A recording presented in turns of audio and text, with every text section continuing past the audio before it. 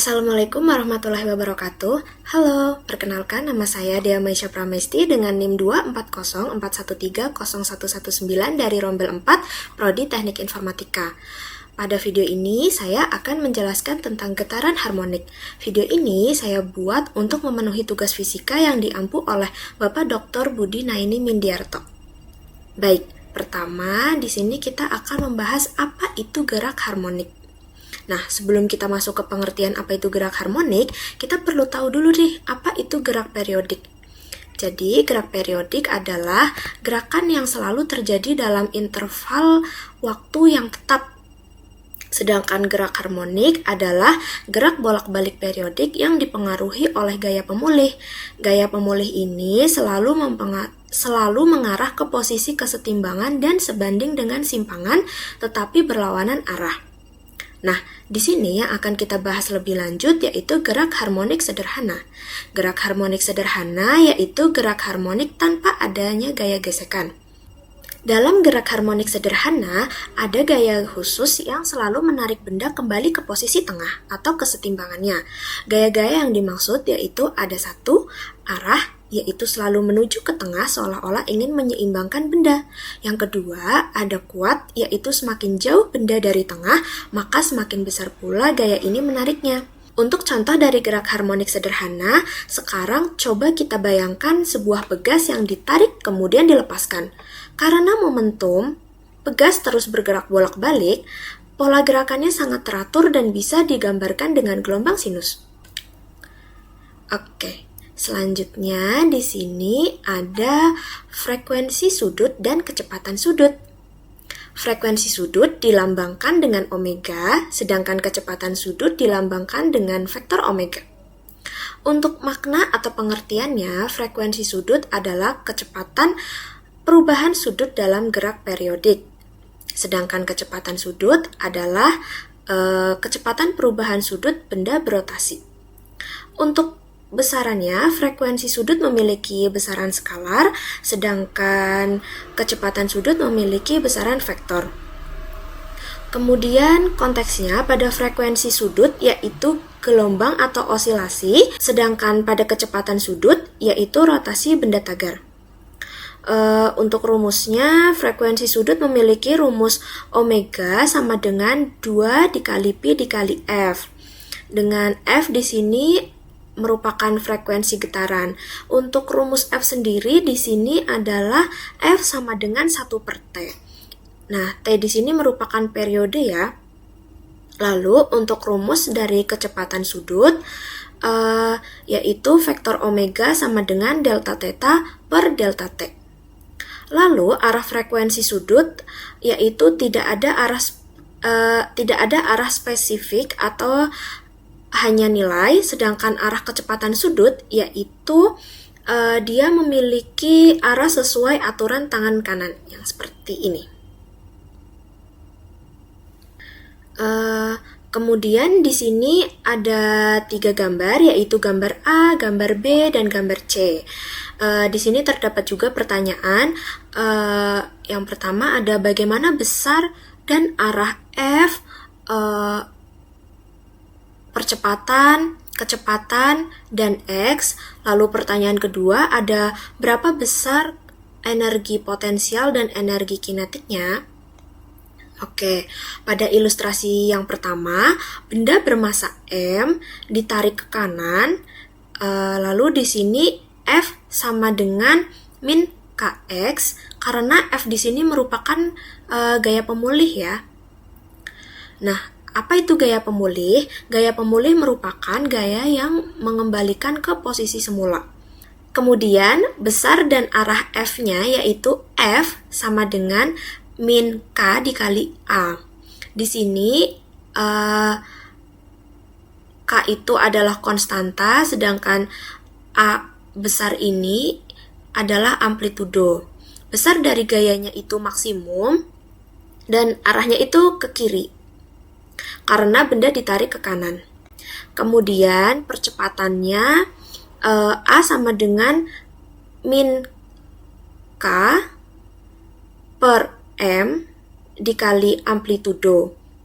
Nah, Di sini min K dikali A-nya bisa diganti F menjadi percepatan sama dengan F per M.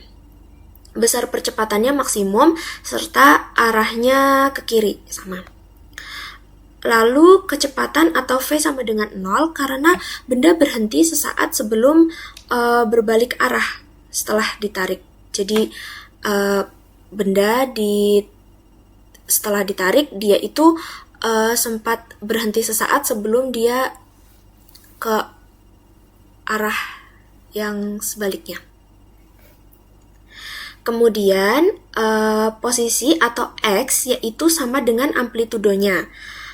Simpangan maksimum itu ke kanan karena benda ditarik ke kanan yang dimana itu adalah nilai maksimum yang dicapai dalam osilasi.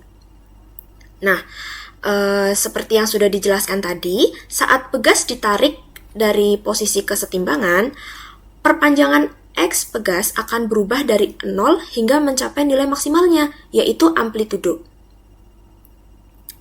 Pada titik ini, kecepatan pegas menjadi 0 karena pegas telah mencapai posisi ekstrimnya atau titik terjauh dari posisi kesetimbangan. Dan seluruh energi kinetiknya telah berubah menjadi energi potensial pegas. Itulah mengapa energi potensialnya menjadi maksimum. Baik, selanjutnya untuk ilustrasi yang kedua, gaya yang bekerja adalah 0.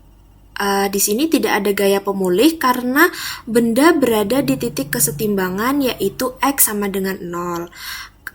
Kemudian percepatan di sini juga 0 karena tidak ada gaya yang terjadi. Kemudian untuk kecepatannya mencapai nilai maksimum, posisi atau X sama dengan 0 karena berada di titik kesetimbangan. Untuk energi potensialnya itu 0 dan energi kinetiknya yaitu setengah dikali K dikali amplitudo kuadrat karena mencapai nilai maksimum.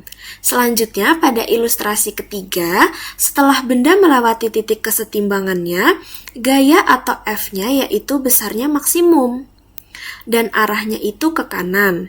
Berbeda dengan yang pada ilustrasi A tadi, yang ini arahnya ke kiri. Kemudian untuk percepatan, A sama dengan min K per M dikali amplitudo.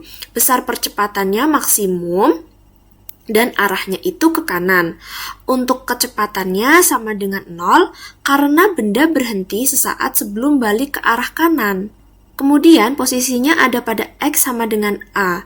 Simpangan maksimumnya itu ke kiri, jadi bisa di sini ditulisnya X sama dengan min A. Untuk energi potensialnya itu sama EP sama dengan setengah dikali K dikali amplitudo kuadrat karena mencapai nilai maksimum, sedangkan energi kinetiknya sama dengan 0. Lalu selanjutnya di sini ada posisi atau simpangan terhadap pusat osilasi secara sederhana. Jadi ada persamaan dasar untuk posisi persamaannya, yaitu X sama dengan A sin dalam kurung omega T ditambah simpangan. Menggambarkan perpindahan benda dalam gerak harmonik. Kemudian ada dua kondisi awal yang penting, yaitu kondisi pertama ketika massa dilepas dari posisi maksimum. Jika massa ditarik kemudian dilepas dari keadaan diam, maka ketika T sama dengan 0, massa berada di titik perpindahan maksimal atau simpangan maksimalnya A. Sehingga konstanta fase simpangannya sama dengan pi per 2. Untuk prosesnya sebagai berikut, X sama dengan A sin dalam kurung omega T ditambah simpangan. Lalu simpangan diubah menjadi pi per 2 seperti yang sudah dijelaskan sebelumnya. Di sini menjadi X sama dengan A sin dalam kurung omega T ditambah pi per 2. Bayangkan seperti pegas yang ditarik maksimal kemudian dilepas. Lalu persamaan yang di awal tadi berubah menjadi X sama dengan A cos dalam kurung omega T untuk grafik berbentuk kosinus. Kondisi kedua, ketika massa diberi kecepatan awal dari posisi kesetimbangan.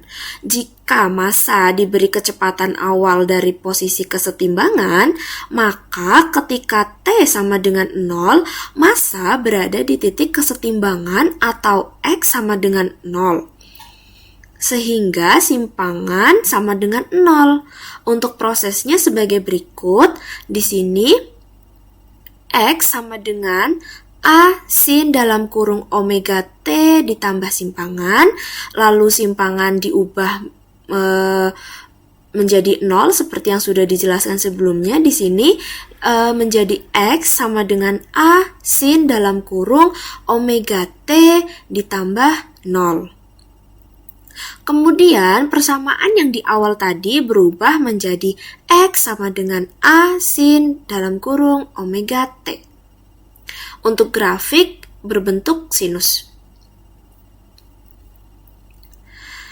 Nah, di sini dari saya ada tambahan sebelum videonya berakhir. Jadi di sini itu ada gaya pemulih. Nah, untuk gaya pemulih itu rumusnya F sama dengan minus K dikali X. Jadi gaya pemulih itu gaya yang selalu mengarah ke titik kesetimbangan. Nah, semakin jauh dari titik kesetimbangan, gaya pemulih itu semakin kuat. Terus di sini ada energi dalam gerak harmonik sederhana. Jadi dalam gerak harmonik sederhana itu ada dua energi, yaitu ada energi potensial dan energi kinetik. Untuk energi potensial, rumusnya EP sama dengan setengah dikali K dikali X kuadrat. Energi potensial bernilai maksimal saat perpindahannya itu maksimal. Lalu energi potensial itu akan bernilai 0 saat di titik kesetimbangan. Energi potensial berkaitan dengan regangan atau tekukan pegas. Lalu di sini untuk energi kinetik, rumus dari energi kinetik yaitu EK sama dengan setengah dikali K dikali V kuadrat. Energi kinetik akan bernilai maksimal saat melewati titik kesetimbangan. Tapi energi kinetik akan bernilai 0 saat perpindahannya maksimal. Energi kinetik berkaitan dengan kecepatan gerak benda. Lalu di sini saya ingin menambahkan sebuah ilustrasi sederhana. Jadi kita bayangkan sebuah beban itu tergantung pada pegas. Terus ketika ditarik ke bawah itu energi potensialnya tinggi, tapi kecepatannya 0. Lalu ketika itu melewati titik tengah, energi potensialnya 0, kecepatannya maksimal. Itu bergerak bolak-balik antara dua titik ekstrim. Demikian yang dapat saya sampaikan mengenai tugas fisika ini. Mohon maaf apabila masih ada kurang. Terima kasih. Wassalamualaikum warahmatullahi wabarakatuh.